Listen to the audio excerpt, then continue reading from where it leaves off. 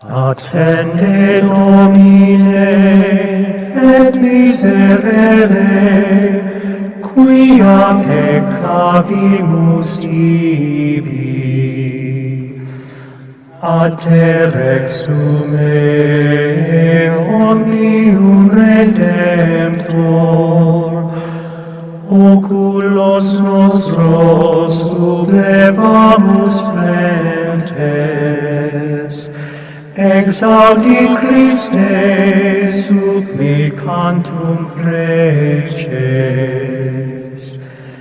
Attende Domine, et mis. Chers frères et sœurs en Christ, bienvenue sur J-Cato de Jeunes Catholiques en ligne. En ce temps béni du Carême, nous poursuivons notre marche avec le Christ sur le chemin de la croix. Station après station, pas après pas, nous contemplons l'amour insondable de notre Sauveur qui, au cœur même de sa souffrance, n'a cessé de se laisser toucher par la tendresse des petits gestes humains. Ces gestes que le monde méprise, mais que Dieu n'oublie jamais. Ce soir, nous entrons dans la 6e station de notre chemin de croix médité. Véronique essuie le visage de Jésus. Un moment d'une audace folle, un moment d'une douceur infinie. Au milieu de la foule déchaînée, des soldats armés, de la violence qui broie sur tout son passage, une femme ose, une femme sort du rang. Une femme brave la peur, le regard des autres, le risque d'être repoussée, frappée, humiliée, pour un geste si simple, si fragile, si inutile aux yeux du monde. Essuyer un visage. Un linge tendu vers la face ensanglantée du Christ. Un geste qui ne change rien au verdict. Un geste qui n'arrête pas la marche vers le Golgotha. Un geste qui ne sauve pas, et pourtant un geste que Dieu a imprimé pour l'éternité. Pour nous accompagner dans cette méditation, nous avons l'honneur et la joie de retrouver un prêtre fidèle de notre communauté, un pasteur dont la parole touche les cœurs, un prédicateur habité par l'Évangile et un serviteur infatigable du Seigneur. Il est prêtre du clergé diocésain de Lomé au Togo. Mesdames et messieurs, chers jeunes catholiques connectés à travers le monde, accueillons ensemble, avec joie et reconnaissance, le révérend Père Jean-Baptiste Labadé. Mon Père, quel bonheur de vous retrouver sur J-Cato. Votre fidélité à notre chemin de croix médité est elle-même un témoignage. Ce soir, vous nous accompagnez pour cette 6e station et nous en sommes profondément reconnaissants. Vous nous conduirez dans une méditation spirituelle et profonde sur le thème « Le courage d'un geste inutile aux yeux du monde ». Véronique n'a pas libéré Jésus, elle n'a pas dispersé les bourreaux, elle n'a pas arraché les clous ni brisé la croix. Elle a simplement tendu du linge, un geste dérisoire, un geste minuscule face à l'immensité de la souffrance. Un geste dont le monde dirait « à quoi bon ? Cela ne sert à rien. Le condamné va mourir de toute façon. » Et pourtant, ce geste inutile est devenu l'un des plus beaux de toute l'histoire du salut. Car sur ce linge humble et ordinaire, le visage du Christ s'est imprimé. À cette face, le plus précieux portrait de Dieu n'est pas ni d'un pinceau de maître, ni d'une commande royale, elle est ni d'un geste de compassion que personne n'attendait, que personne n'a commandé, que personne n'a applaudi. Et nous, frères et sœurs, dans un monde obsédé par l'efficacité, le rendement, les résultats visibles et les performances mesurables, avons-nous encore le courage des gestes inutiles? Le courage d'écouter quelqu'un sans pouvoir résoudre son problème? Le courage de visiter un malade sans pouvoir le guérir? Le courage de prier pour un monde qui semble ne pas changer? Le courage de poser un acte de bonté dont personne ne parlera, que personne ne likera, que personne ne verra sortir. Véronique nous enseigne que l'amour n'a pas besoin d'être efficace pour être vrai, que la tendresse n'a pas besoin de changer le monde pour avoir un sens, que le petit geste de compassion posé avec amour porte en lui le visage même du Christ. C'est à cette contemplation audacieuse et lumineuse que le Père Jean-Baptiste Lamadé nous invite ce soir. Avant de vous céder la parole, mon Père, souhaitez-vous adresser un mot à notre communauté de jeunes catholiques en ligne? Bien-aimés auditeurs et auditrices du label JCL, Jeunesse catholique en ligne, bienvenue dans la suite de la marche spirituelle du Carême. Vous êtes à la fois de la génération Y, celle qui s'interroge sur tout et aussi sur la foi, pour un bel alliage entre les deux. Vous êtes de cette génération dite Y qui cherche la transformation du social et du sociétal. Le carême, quant à lui, nous interpelle à revenir à Dieu par le Christ. Et le chemin de croix nous y aide. Méditons pour ce jour la 6e station. Véronique essuie le visage de Jésus. Il s'agit pour nous de recevoir et de porter le visage authentique du Christ. Bonne méditation. Dieu n'est pas venu supprimer la souffrance. Il n'est pas venu l'expliquer, mais il est venu la remplir de sa présence, affirme Paul Claudel. Et j'ajoute, pour que la compassion ne meure pas en nous envers le frère ou la sœur en précarité.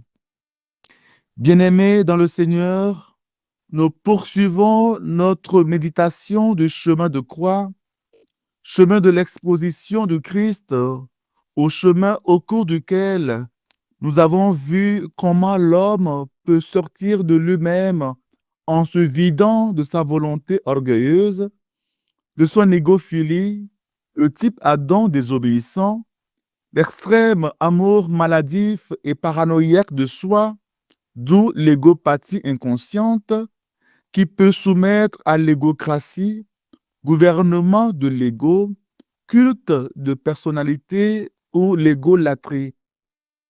C'est là aussi l'expression du charisme, comme l'analysait l'écrivain russe Fyodor Dostoïevski dans son œuvre Les Frères Karamazov. Comment la volonté de l'homme peut-elle spontanément se hisser en une absurde volonté de puissance au point de vouloir éliminer sans vergogne toute vie apparemment gênante? Mais revenons au tableau. Dieu manifeste encore, coûte que coûte, sa fidélité à travers une figure féminine, rendue courageuse à pouvoir se frayer un chemin. C'est bien le tableau. Véronique essuie le visage de Jésus. Toute la passion du Christ ressemble au sort d'un voleur. Toutefois, dit le psaume, moi qui n'ai rien volé, que devrais-je rendre? Réponds-moi, Seigneur, car il est bon ton amour. Dans ta grande tendresse, regarde-moi. Ne cache pas ton visage à ton serviteur. Je suffoque. Vite, réponds-moi. Sois proche de moi, rachète-moi. Psaume 68, 5, 17 à 19. Ou par Baruch Spinoza, au temps moderne. L'homme est un Dieu pour l'homme. Laissons l'enseignement révolutionnaire du Christ nous régénérer ou approchons-nous de son enseignement par ses actualisations de Sénèque ou de Spinoza, entre autres. On ne nous demande pas de prendre la place de notre frère en précarité. Jésus l'a originé, non pas pour nous remplacer, mais pour nous aider à terminer notre chemin. Comme les sages-femmes, comme une mère assiste une femme enceinte ou sa fille enceinte en travail. Ainsi, notre compassion consiste surtout à venir en aide, à donner un coup de main, à soutenir, à soutenir le frère ou la sœur en situation. Seigneur, que je me décide à arracher par la pénitence ce pauvre masque que m'ont fait mes misères, et alors seulement, par le chemin de la contemplation et de l'expiation, ma vie reproduira fidèlement les traits de ta vie. Chaque jour, nous te ressemblerons davantage. Donne-moi, Seigneur, de ne surtout rester indifférent, insensible à la souffrance de l'autre, mais que je contribue selon mes moyens à l'assistance de l'autre, afin que sa mort ne me donne une conscience dérangée de non-assistance à personne en danger. De même, on peut lire également: En marche serez-vous lorsque l'on vous outragera, que l'on vous persécutera. Encore Matthieu 5, verset 11. Il ne s'agit donc plus ici d'adopter une attitude passive, mais bien au contraire de manifester un caractère volontaire déterminé à progresser malgré l'adversité. Frères et sœurs, il peut être évident que dans notre vie, nous avions pu essuyer les larmes et la sueur des personnes qui souffrent. Nous avions peut-être assisté un malade en phase terminale dans une salle d'hôpital. Nous avions assisté ou aidé un immigré ou un chômeur. Nous avions écouté un prisonnier. Et pour tenter de le soulager, nous avions peut-être essuyé son visage en le regardant avec compassion. Ah, si l'homme est un loup pour l'homme, selon Thomas Hobbes, le palliatif à l'état de nature avait été surligné déjà dans l'Antiquité par Sénèque. L'homme est une chose sacrée pour l'homme, pour par Baruch Spinoza. Selon la légende, Véronique, après avoir assisté à la passion du Christ et à sa crucifixion, décida de dédier sa vie à répandre sa parole. Elle s'unit aux apôtres et voyagea ensuite à travers l'Europe, s'arrêtant longtemps en France, pays dont aujourd'hui elle est la sainte protectrice, afin de convertir les Gaulois.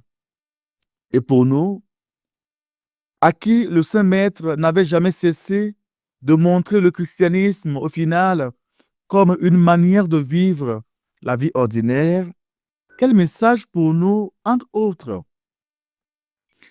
La 6e station du chemin de croix, Véronique essuyant le visage de Jésus, nous enseigne la compassion, l'empathie et l'importance d'offrir réconfort et soutien à ceux qui souffrent, comme Véronique l'a fait pour Jésus.